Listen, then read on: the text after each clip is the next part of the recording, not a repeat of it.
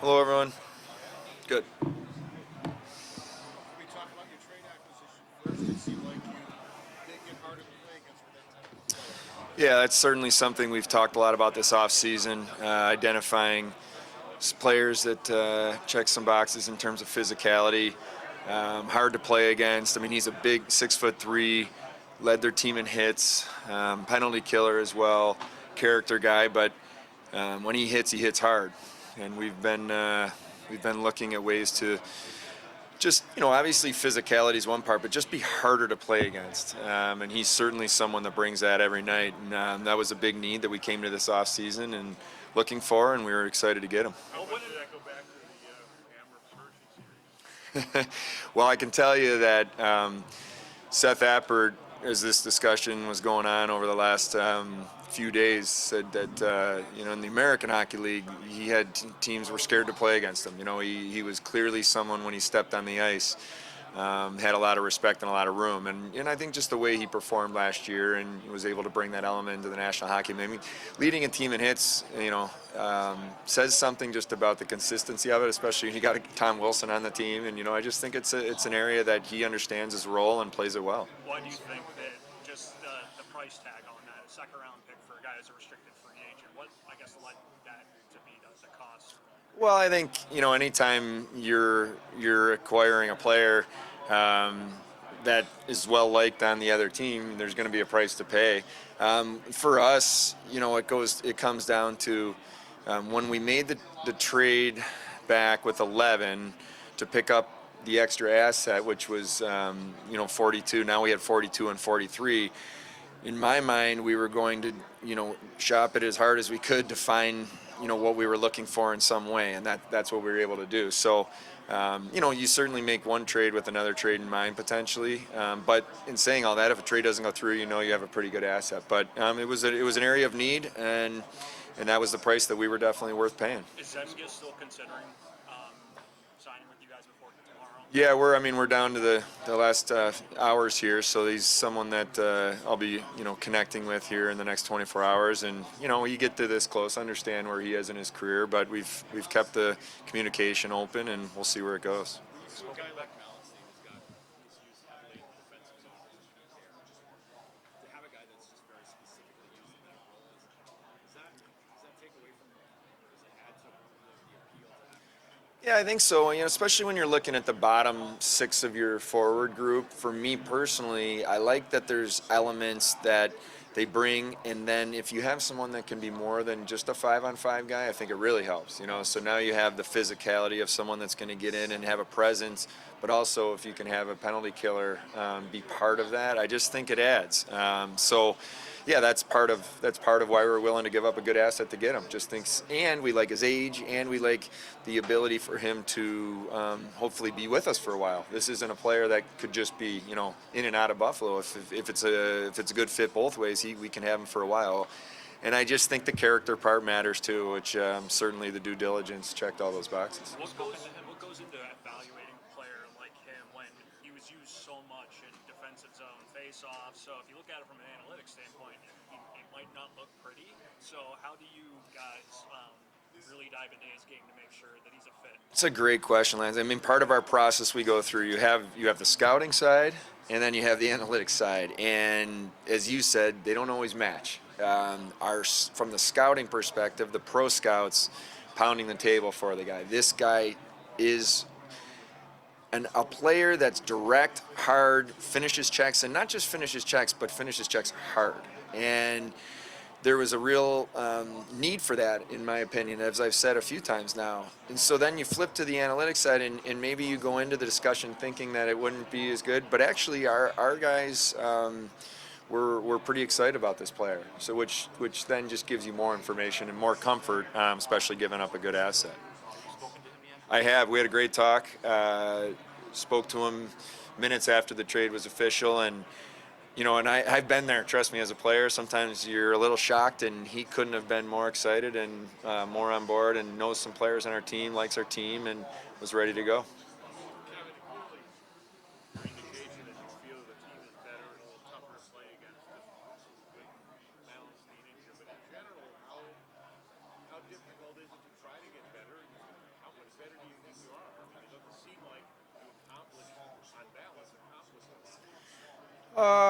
Which part you mean for our roster? Just the overall draft? Yeah, I think we came into this draft with a couple goals in mind. And when I say draft, let's say draft week, just the whole as you lead into the next couple days as well. We wanted to make sure that we got our list right and we added talent into the organization. And Jerry's done a phenomenal job with the amateur staff of just making sure that we're putting ourselves in the best spot, especially with some of the value picks that I think we were able to do and make some trades today and move up, down, and all that. Yeah, I think we did a good job in terms of really even adding to our already good depth in the prospect pool. Adding a player that we felt that really fit what we were looking for was also something that we were hoping to do, or players. We were aggressive last night in different ways that if it made sense, which we were trying to do to help a roster that was out there as well, but teams weren't comfortable making the moves that we were hoping that we could do. So now you will continue conversations tonight and into tomorrow on some different things that we have that are still out there a little bit. And also you turn your attention quickly to, okay, now you leave the draft. We had things that we were working on. Now you go to if there's free agents that we're looking at that we think can help us in the ways that we need, then we're going to go after those guys. And that'll be the conversation that we've already had, but now leading into the next 24 hours as a staff. Like, okay, where are the guys at the top of the list for what we need? And so it's the off season's still incomplete. There's still time to do different things, and that's what we'll go to work on in the next few days here. How much more important do you think free agency is now that you only added one NHL player to the roster? Well, you can still make trades, right? So it's not like it's not like a trade deadline where things just are over. So there's still things we're working on that front that we'll continue to pursue. That were kind of independent from the draft.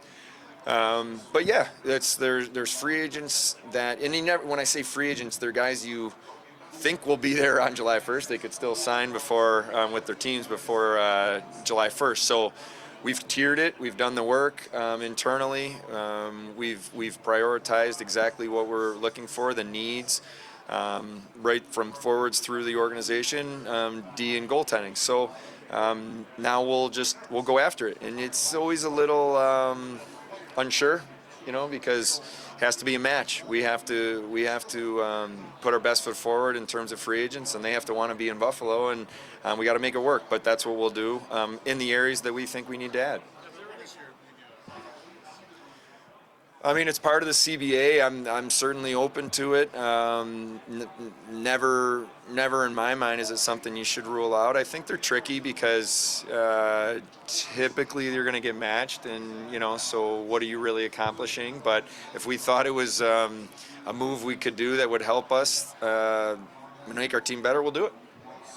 Let's take one more. Without a trade here for a big guy in these couple days, is Jeff's buyout off the table? No, it's we initiated the process today, so it's a step-by-step process. So that's yep. It started that process was started early this morning, and that'll Mark Jakubowski can be better in terms of specifics on just the timeline of it, but that was started, and that's our intention to move forward. All right. Thanks, guys.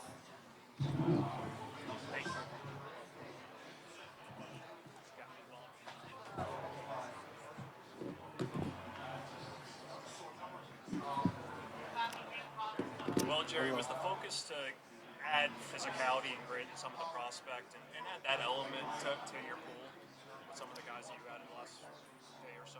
It's always one of the elements you're looking for. It's really tough to be able to identify and check all the boxes with the players when they're 17 years old. And I heard Kevin, talk about the trade and the player we added. I mean, what makes it so attractive, something like that, is that's a player that's already doing it at the NHL level. So you're trying to predict with which 17-year-old is going to be a player that's willing to take that on in the future. It's not just a matter of a player having size. I think the thing we value the most is the high compete level. And obviously size is important, and you hope that in time those two things will end up morphing into even maybe more toughness and aggressiveness than you see at the time when you're watching them in their draft year. What can you tell us about Clipper? Obviously, he stands out just because of his size, but he's a big stuff. What can you tell us? Was a huge priority player for us. We had him high on our list. It seems like there's one of these players each year for us that we've been fortunate enough to get in the early to mid second round. Obviously a big kid, skates well. I think he has a good brain for the game. The character with this kid is just as much a part of the story as anything else. He left Minnesota high school hockey before his junior year to move out to Lincoln, Nebraska, played 2 full years in the USHL, which is extremely rare for a kid to leave Minnesota high school at that stage. Going into Minnesota Duluth next year as a true young freshman, forced his way onto the U.S. team at the World Junior A Challenge, was the youngest D member on that team, and started as a 7th D-man, and by the end of the tournament was their best player. So the package and the person are both extremely attractive to us. Always helps, or usually helps, if you have the right shot as well. And I think he's a player where you'll see what I just talked about, the compete in character that morphs into some toughness and aggressiveness as he goes up levels.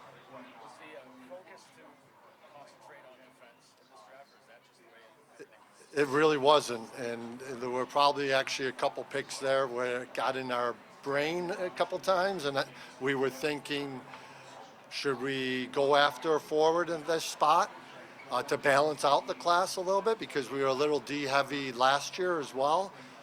But I do think the previous couple drafts before that, we were a little bit heavy on the forward side. So we thought about it. We weren't really focusing on D. We had a feeling in the second, third round it might fall that way.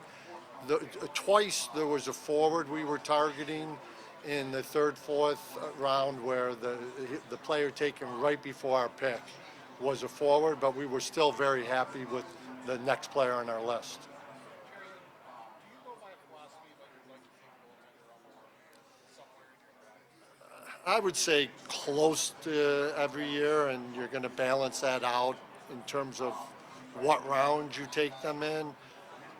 It's really difficult. There tends to be a run on goalies, as we all know, in the second and third round, and it seems like once the first one goes, a bunch go right after. We didn't feel like we had one slotted in the early rounds where we were comfortable taking them. We thought we had one we were going to take in the fourth. A goalie, just like a couple of forwards, went right before our pick.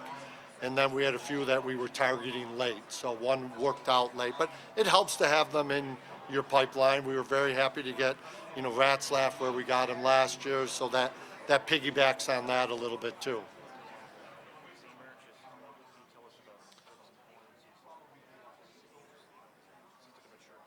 We had, if we did not get Zima with that pick, we were going down over 20 slots on our draft board to the next player that would have been available.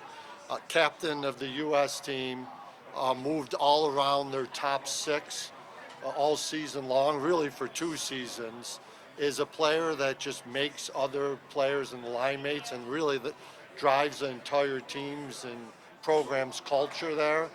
I'm very convinced we're all very close on our staff with the University of Minnesota staff. I can almost assure you he'll be just like he was at the national program. He'll be a future captain at the University of Minnesota. And he's got a fallback game, but he's also got great hands around the net and a good shot overall. And I will add, and I see some of the commentary, and, Consta is the same thing, 5'11", 5'11 and a half forwards. These players are 190 and 197 pounds already. I don't know if any of you saw Consta's brother yesterday, but he plays in the same program for the junior team in Eucharist, a couple years older. He's a little bit over 6 feet tall and 212 pounds. I don't know if we expect, Hellenius to get to that size, but I would expect he's going to play over 200 pounds and touch 6 feet by the time he's playing in the NHL. And Zemer's same way. I think he'll be over 6 feet and play at probably 210 pounds. You guys have a lot of connections with Gary through Michigan State, whether it be Adam, and then Tim Kennedy coached him with the junior Sabres. What attracted you guys to him? Great story there. Another high compete player, 2 years in the USHL, forced his way into the lineup at Michigan State this year, and obviously was stir back there. And the draft eligible player that we saw Michigan State so many times. He was a player that Jason Nightingale was extremely passionate about, as were others, myself included. We brought him into our own little mini combine in Buffalo. I had, Timmy Kennedy and Jason and others telling me what an elite athlete he was always. We ran him through the same tests that our NHL players run through and that they use at the combine. He would have tested out at the combine in the top 3 percentile of all the athletes at the combine and probably top 5 percentile of our NHL players. And loved the path, a couple more years at least at Michigan State. And, the being a Buffalo kid's a bonus. And we obviously know his character inside and out.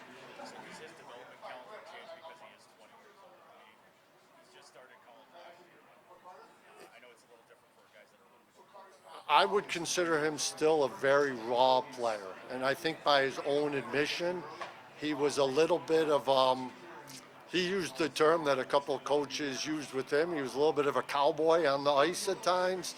I would say like a wild horse. He just wanted to rely on high compete all the time. And being at Michigan State and playing college hockey and in the Big Ten, he's adapting to a little more structure. Scored the game-winning goal in the Big Ten championship game. Started to rein his game in a little bit. But the thing we like most is athleticism, skating, strong frame, and high compete level. Thank you, Jerry. Thanks. Thank you, Jerry.